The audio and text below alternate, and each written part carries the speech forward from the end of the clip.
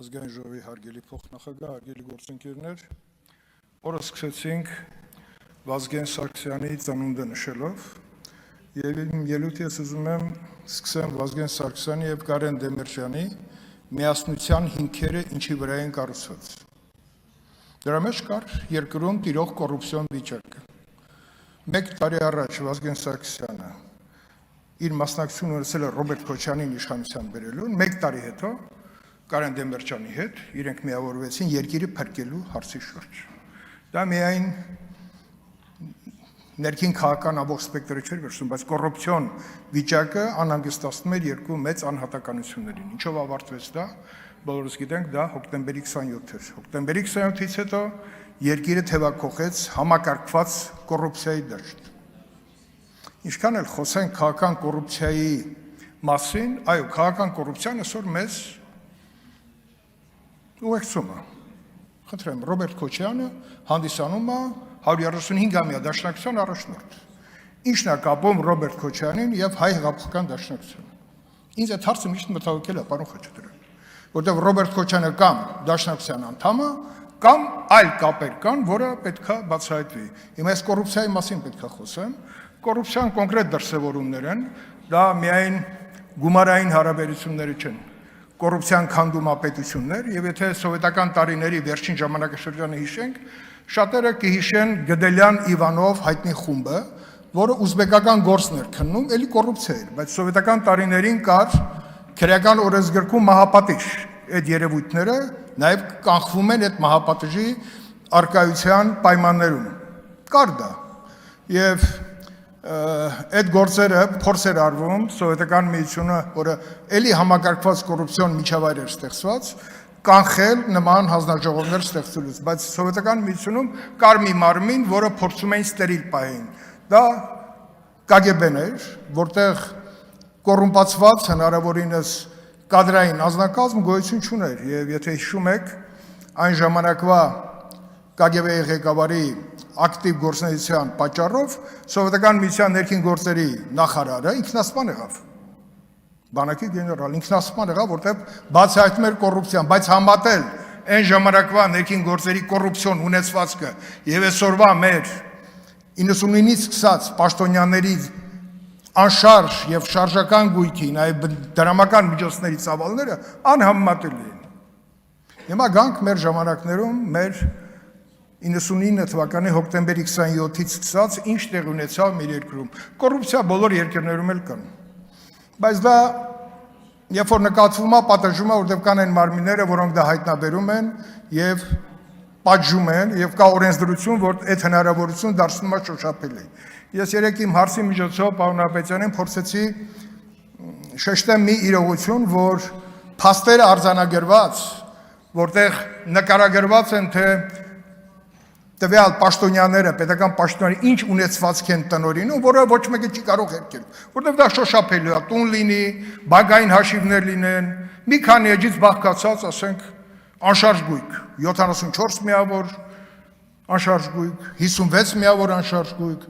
նախկին վարչապետ, նախկին նախագահ, ոչ մեկը չի ասում, որ դա չկա, ասում են դեռ դատարանում ապացույց չի, բայց չի ասում, որ այդ տները կան, բոլորը տեսնում են, հասարակությունը տեսնում է։ Որտեղից են գոյացել դա, մինչև այդ չունեին, մինչև Ռոբերտ Քոչարյանի Հայաստան գալ, նա ոչինչ չուներ, վստահաբար ձեզ ասում եմ։ Բոլորը հիշում են այդ դեղին Զապարոժեցը, ես էլ եմ հիշում։ Վաչոյի ուրեմն ռաֆը, որտեղ դիմավոր են մարդկանց եւ տանում էր զորամասեր, որտեղ հիմա բանկերից միլիարդները հանում են, բոլորը տեսնում են եւ այդ հարցը առաջանում, մեզ մեղադրում են, բայց մարդիկ ինչի են դեռ ազատության մեջ։ Ես էլ եմ հարցնում, պարոն Ապետյան, ձեզ չեմ մեղադրում, ես ասում եմ մեր օրենսդրության հետ մենք խնդիր ունենք, որտեղ գտել են ձևը դատական process-ները ինչքան հնարավոր է ձգձգելով, ուրեմն պարզ չի դառնում մոտակա ապագայում իրենց պատիժը կստանան, թե չէ։ Երբ որ գնում ենք ֆակտորում հարցազրույց տալու, տեսնում ենք Աղվան Գառնիկիչի ապարտամենտը, դա դեռ մեկն է, բանականերների միության ամբողջ այդ տարածքը բյուրականում, որտեղ ինքը վայելում է իր հանգիստը, բայց դեռ դատարանում քննվում են այդ գործերը։ Առավոտյան նայում եմ,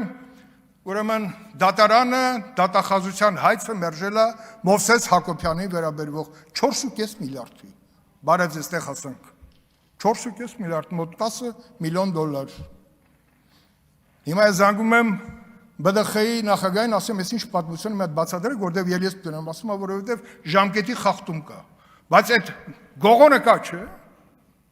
Նահապետյանը ինչ պետք է անի, քրեական գործ պետք է աներ եւ ներկայացնել դատարան, բայց ժամկետը խախտվել։ Բերեք մեր օրենսդրությունից սկսած այս հարցերը մի հատ մոտենանք, որպեսզի այդ լազայկաներից ոչ մեկը չկարողանա օգտվել։ Մարտի 1-ի դատումը ինչ է հիմա գնում է։ Հետո հիմա գանք պաշտոնյաների այս բան համակարգված կոռուպցիա։ Հասանք նրան, որ ամբողջ ուժային բլոկում երբ սկսվեց համակարգված կոռուպցիան, երբ որ ուսադիր կրող պաշտոնյաները դարձան միլիոնատերեր։ Բանակում, ազգային անվտանգությունում, ոստիկանությունում շոշափելի է, բոլորը իրենց տների կողքոմացնելուց տեսնում եք։ Մաքսանենգության դեմ պայքարի համար նախատեսված մարմնի ղեկավարները բոլորը միլիոնատեր են եղել, կրակեմ հրաչից սկսած։ Օղորմի իրեն, այդ չի հարցը։ Հարցը նրանում է, որ այդ մարմինները հասկացան, որ իրենց թույլատրելի է, ունեն լիցենզիա, իրենք էլ ունենան իրենց փայաբաժինը, այ համակարգված կոռուպցիան այդտեղ էր։ Եթե իրենց պահեն ստերիլ վիճակում եւ տաբուներ չներ, ոնց որ հիմա 18 թվականից հետո ստեղծեցին մեր կողմից այդ մարմինները, որպեսզի բոլորին առնչվի, այն ժամանակ չի եղել այդ պահին, մինչև 18 թվական, դա եղավ 18 թվականը, պետք է լիներ, անխուսափելիորեն։ Հիմա ասում եմ, բան ներկայիս իշխանություններից մի հոգի է, եթե լիներ երկուսը, կլիներ երկուսը։ Եթե լիներ 4-ը, կլիներ 4-ը։ Եթե լիներ 10-ը, ժողովուրդը մեծ իշխանությունից կհեռացներ։ 18 թիվ եղել է, որովհետև այդ կոռուպցիան արդեն պետությունը հասցրեց նրան, որ 44 օրյա պատերազմում մենք պետք է արձանագրենք պարտություն։ Կոռուպցիան բանակում էր։ Բա Մովսես Հակոբյանի 4.5 միլիարդի հայցը, այդ փողերը որտեղ են։ Արցախում թողած մեր անշարժ գույքը, այդ ինչ գումարներ էին, կորցրած միջոցները։ Ուզում ասեմ, քաղաքական կոռուպցիան գոյություն ունի, որտեղ քաղաքական գործիչները, որպեսզի այսօր նախկին պաշտոնյաների ունեցվածքը փրկեն, իրենց գումարի մի զգալի մասը ծախսում են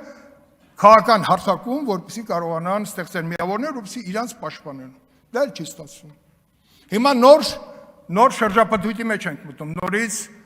արտաքին միջամտության շնորհիվ կամ ներքին իրենց ցանկությունների շնորհիվ հայտնվում են նոր դեմքեր, հսկա միջոցներով, միջոցների տնօրինողներ։ Անուն օլիգարխ են գեր, օլիգարխին որն է, որը որ ունի քաղաքական նպատակներ եւ չի զբաղվում իր միայն բիզնես իրողությունները կառավարելով։ Լրատվական միջոցներ, քաղաքական միավորներ։ Հիմա պետք է միավորվեն, որպեսզի իշխանությունից մեզ հեռացնեն, որպեսզի այդ դատանում քննվող գործերը ինչ որ ձև կասեցվի, որտեղ ժամկետը երկարացվել է, բայց նախկին իշխանությունների բարձրաճան պաշտոնյաները առավոտը զարթում են գնում են դատարան, մյուս օրը գնում քնում են, առավոտ նորից զարթում գնում են դատարան։ Այդ է թողած ժառանգությունը։ Այդ դա է եղել համակարգված կոռուպցիան։ Հիմա մեր խնդիրն է փրկենք այս երկիրը, վերադարձնենք այդ ունեցվածքը։ Հայցերը երբ որ վերածեն գումարի, դա հսկայական միջոցներ է։ Այդ միջոցները դարձել են անշարժ գույք, օտարվել են, դուրս են բերվել մեր երկրից։ Դա պետք է լիներ մեր անվտանգային միջավայրի կարևոր սնուցող, ֆինանսական միջոցները։ Դա էլ չկա, մանկապարտեզից են խոսում։ Կենտոնի մանկապարտեզները գիտեն, չէ՞, ովքեր իրար մեջ ոնց բաժանեցին։ Հիմա խոսում ենք, տեսեք, ես խոսեցի այն մարմինների մասին, որոնք նախատեսված էին դա անելու, բայց իրենք առաջին հերթին գումարը վերցնում են, հատկապես մաքսային վարչություն ունենք, այն ժամանակ Արմեն Ավետիսյան, ոչ մեկը չի հիշում, թե այդ անունը։ Մի հատ պատահական, մի հատ սրիկա, օդից ընկած, հայտնվեց և ստեղծվեց, պարզվում է, ազգային անվտանգությունում տվեցին 4-րդ վարչությունը, այսինքն 4-րդ վարչությունում ինքը ոչ թե գնացել էր բացահայտել եւ կանխել կոռուպցիոն դրսևորումներ, գնացել էր փող աշխատել, բաժանել։ Հիմա Golden Palace-ը նվիրեց, բայց Մանումենտի հյուրանոց ինչ եղավ եւ մյուս կարողությունները, բոլորը հիշում են, որ Արմեն Ավետիսյանի տունը թալանվեց։ Հարց առաջանում հայտնի ֆիլմից, ինչու հենց հատկապես Արմեն Ավետիսյանի տունը թալանվեց։ Զգուշացիր ավտոմեքենայից։ Թալանվեց։ Բայց Արմեն Ավետիսյանը այսօր հանգիստ ֆրֆռում է, խմում է ինչքան ուզում է։ Աղվան Հովսեփյանը հանգիստ գնում է դատարան, հետո գնում է պատոցում է, գնում է բյուրական, լիֆտով իջնում է ձոր, բարձրանում է վերև։ Մենք խնդիր ունենք օրենսդրական, պարոն Ավետիսյան, Արմեն Ավետիսյանն պատահական չնչեցրեցի, կարող է անոր հնչեցնել։ Ես խոսում ենք մանկապարտեզից եւ կողքից լսեցի Արտուր Բաղդասարյանի նվիրված մանկապարտեզները։ Որտեղ է Արտուր Բաղդասարյանը։ Ասում են վատառողջ է։ Դա չի խնդիրը։ Առողջությունը ոչ մեկին չի ազատում իր կատարած հանցագործությունները, եթե դրանք առկա են։ Հայտնի քաղաքական գործիչ ունենք, լքել է Հայաստանը։ Վայ Հակոբյանը, որտեղ է Վայ Հակոբյանը։ Մեծ միջոցներ, հիմա պարզվում է հսկայական միջոցների է տնօրինում եւ լքել է մեր հայրենիքը։ Միջոցների հետ է լքել, թե առանց միջոցների։ Այստեղ են խնդիրները, հարգելի գործընկերներ, կոռուպցիան պետքա ոչնչան անկախ նրանից դա իշխանությունն է անում, թե ընդդիմությունը։ Երկուսս միասին տյանենք, որտեղ դա մեզ բոլորիս տանում է գերեզման։ Եկեք միասին այդ խնդիրը լուծենք։ Նաև օրենսդրությունը բերենք այն վիճակին, որպեսզի օրենքների հետևում չփորձեն երկիրը թալանացները պաշտպանել։ Շնորհակալություն։